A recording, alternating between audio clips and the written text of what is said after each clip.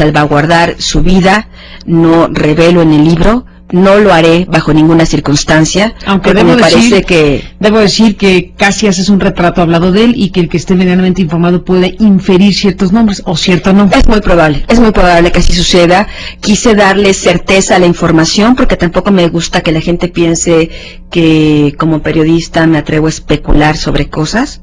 Me gusta dar pistas, me gusta dar entendimiento a la gente y que sin traicionar a mis fuentes de información, que me parece que eso es muy relevante. Este general que estuvo en la cárcel acusado de vínculos con el narcotráfico es quien te cuenta su encuentro con el Chapo a petición de Juan Camilo.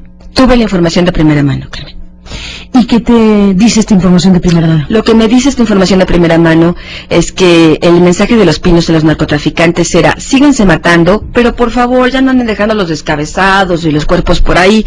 Nosotros no les vamos a decir cómo deshacerse de sus víctimas, simplemente aminoren el impacto mediático, escondan a sus muertos, porque ya le estaba empezando a generar, por supuesto, un escándalo internacional por la violencia y también un problema económico, porque evidentemente al difundirse toda esta violencia, pues empieza a afectar a las inversiones y ese tipo de cosas. Cuando el general X se reúne directamente, o sea, cara a cara, con el Chapo Guzmán, lo cual en principio nos habla de que el Chapo Guzmán es localizable y no este personaje que aparece y desaparece casi por arte de magia o poder divino, ¿no? El general le pregunta al Chapo si era verdad que él había pagado unos 20 millones de dólares al gobierno de Vicente Fox para poder escapar de Puente Grande, para poder salir de Puente Grande. Y el Chapo, de una manera muy simple, muy sucinta, muy sencilla, le dice: mi general, la libertad no tiene precio. Lo cual, por supuesto, es una respuesta de pagaría eso y más. O he pagado eso y más. Y entonces el Chapo empieza a platicarle al general, pues cómo toda la situación a partir del año 2008 hasta la fecha, que es lo que estamos viendo hoy, empezó a descomponerse. Y él comenta que si bien había habido un pacto según el narcotraficante Guzmán Loera, había habido un acuerdo con el gobierno federal para que se les diera protección a ellos y se combatiera a sus enemigos, que ese era el acuerdo, pues él acusa que de pronto, en el año 2008, cuando el cártel de Sinaloa tiene su quiebre fundamental entre los Beltrán Leiva, en contra de el Mayo Zambada, el Chapo Guzmán y el Azul, y pasaron de ser una linda federación, una mesa redonda de caballeros del narco, ¿no? Y empezar a combatirse ya entre ellos, es cuando el Chapo acusa que supuestamente Juan Camilo Muriño y un senador panista del Estado de México, Ulises Ramírez, le habían vendido plazas a Arturo Beltrán Leiva. Muy delicado, y te vas a enfrentar a una cosa que me imagino habrás pensado. Se revelan estas cosas cuando Juan Camilo Muriño no se puede defender, está muerto. Lo que tú ofreces de información son documentos, información del propio gobierno, es inteligencia internacional. ¿Qué naturaleza de información es a la que has tenido acceso? Yo tuve, como te comentaba, información a documentos del gobierno de Estados Unidos, a documentos del gobierno de México, que aquí los lectores podrán ver porque están escaneados, verán sus folios, sus sellos. Tuve acceso a información reciente, nueva, vigente, de la Embajada de Estados Unidos en México.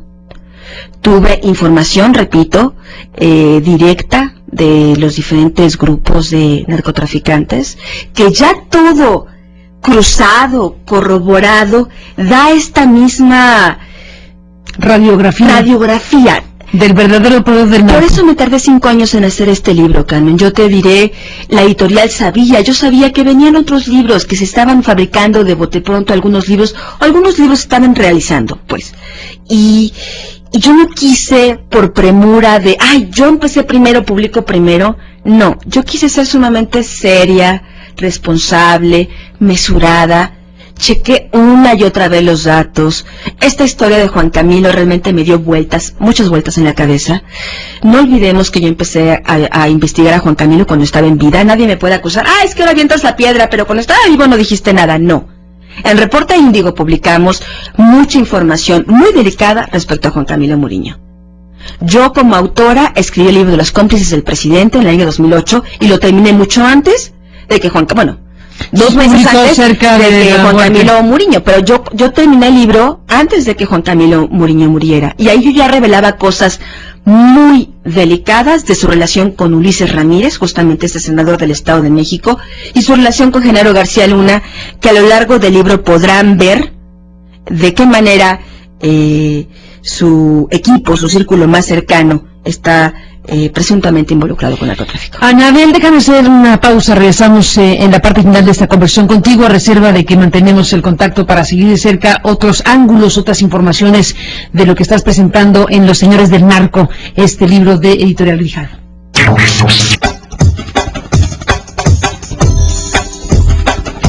Bueno, entramos a Anabel Hernández en la recta final de esta primera conversación sobre Los Señores del Narco. Y digo primera conversación porque es un libro muy extenso, un libro con muchos elementos que, si te parece bien, seguiremos conversando. Pero bueno, para despedir esta parte primera de la charla, ¿qué otro elemento de los que presentas de tu investigación destacarías más? Has dicho, los señores del narco no solo son los famosos, el Chapo, el Azul, el Mayo, sino estas otras estructuras, tanto de protección política como empresarial, etcétera. ¿Qué caso o cosa tienes documentada que sostenga ese dicho? Así es, Carmen.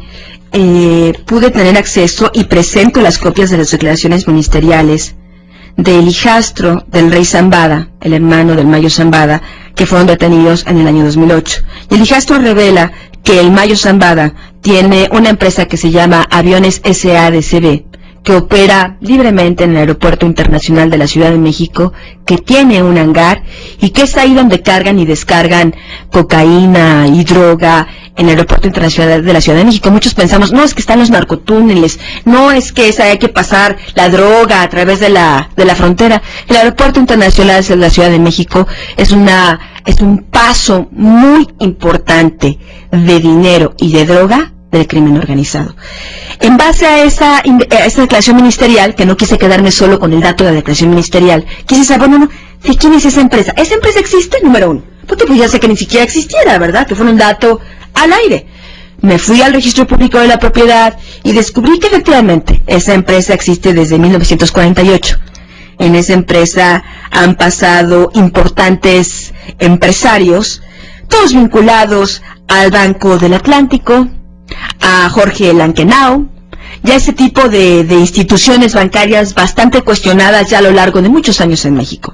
Y me encuentro con que el Aeropuerto Internacional de la Ciudad de México, la administración, y publico el documento, me revela pues que sí, que Aviones S.A. opera en el Aeropuerto Internacional de México, a excepción, porque los hangares privados se fueron a Toluca. Se supone que en el Aeropuerto Internacional de la Ciudad de México ya no puede haber hangares privados. Si no me equivoco, es el único que existe en esas circunstancias, pero el Aeropuerto Internacional de la Ciudad de México, en un documento oficial, me dice, lo que pasa es que están amparados y no podemos sacarlos, entonces pueden operar. Entonces yo investigo cómo esta empresa opera y cómo la empresa Aviones SADCB, durante los últimos años en México, desde la administración de Vicente Fox, ha sido la encargada de dar mantenimiento a la flota aérea de la Secretaría de la Defensa Nacional. Y publico los contratos. ¿Y quién es esa empresa? Esa empresa es Aviones SADCB. Esta empresa es de los Sáenz Curet, de los Sáenz Hirschfeld, si no me equivoco, esa es la pronunciación del apellido. Son empresarios ligados al azúcar, al otro polvo blanco, al polvo del azúcar. Son empresarios que tuvieron conexiones en Abolato, Sinaloa. Son empresarios que, te digo, han estado ligados a estos bancos del Atlántico, de Confía, en diferentes etapas. Incluso fueron accionistas de estos antes de que fueran privatizados, y cuando fueron, de que fueran nacionalizados, y cuando fueron nacionalizados recibieron interesantes o peculiares beneficios que después terminaron siendo cuestionados en toda esta revisión que se hizo del FOAPROA. Son empresarios que consiguieron estos contratos en la Secretaría de la Defensa Nacional. Son empresarios que han tenido acceso justamente a estos aviones de la defensa, les dan el mantenimiento, les da la defensa permiso de que prueben los aviones de la Secretaría de Defensa Nacional antes de entregárselos y después de haberle dado el supuesto mantenimiento, y es una empresa que sigue operando sin más ni más. Yo me pregunto, ¿dónde están las investigaciones de la PGR y del gobierno federal respecto a esta entrevista? Porque luego es muy fácil, Carmen, decir, es que el testigo miente, el testigo protegido miente. ¿Por qué con estas declaraciones ministeriales de estos testigos protegidos hoy hay mucha gente en la cárcel? Está el asunto de la operación limpieza. Fueron ellos los que metieron a gente como el ex subprocurador titular del Asiedo, Noé Ramírez Mandujano, y a una serie de funcionarios. ¿Por qué creerles a veces sí y a veces no? Esa contentillo, esa conveniencia, ¿es por qué? ¿Por qué creerles a veces sí que un funcionario público sí está metido? O en el caso de Edgar Millán, uno de los brazos derechos, uno de los hombres más cercanos a Genaro García Luna, su amigo personal desde hace décadas, ¿por qué se le hace un homenaje de héroe cuando el testigo protegido está asegurando, dando datos y señales de cómo Edgar Millán, Gerardo Galay Cadena, Igor Labastida y otros funcionarios estaban recibiendo instrucciones del cártel de Sinaloa? Entonces, me adentré en esta investigación, esto fue lo que encontré, pude verificar otros datos de este testigo protegido que hablaba de esta empresa que eran real. Por ejemplo, ellos estaban hablando de que en aviones, en el hangar de aviones SADCB, también estaba estacionado un helicóptero que utilizaba el ayuntamiento de Ecatepec, y que ellos a su vez utilizaban, es decir, a su vez me refiero, el Mayo y su gente utilizaban para hacer operativos y rastrear a sus enemigos. Yo le pregunté al ayuntamiento de Ecatepec y ellos me señalan, sí, efectivamente, la administración pasada de Ecatepec, que coincide con los tiempos en el que el testigo protegido lo está señalando, rentaba un avión, pero no hay ningún contrato. No hay un helicóptero, perdón, pero no hay ningún contrato, no hay ningún registro documental. Entonces estamos hablando de que, bueno, por supuesto la autoridad tiene mucho que hacer al respecto. Pues sin la menor duda, Anabel Hernández, que hay mucho que hacer al respecto. Por lo pronto revisar con atención este libro que está circulando, que ha sido el trabajo y el producto de una investigación de 5 años por parte tuya, y que, bueno, pues coloca temas sumamente delicados y sumamente importantes a la luz pública con estos documentos, con estos testimonios, con estas informaciones a las que has tenido acceso. Dejemos aquí la charla, Anabel. Estaremos al pendiente de tu presentación en la Feria Internacional del Libro mañana con Buscaglia y con Porfirio Patiño en Guadalajara, y seguiremos conversando en estos días, si me lo permites. Gracias por tu tiempo. Gracias, Anabel Hernández. Regresamos. Noticias MBS.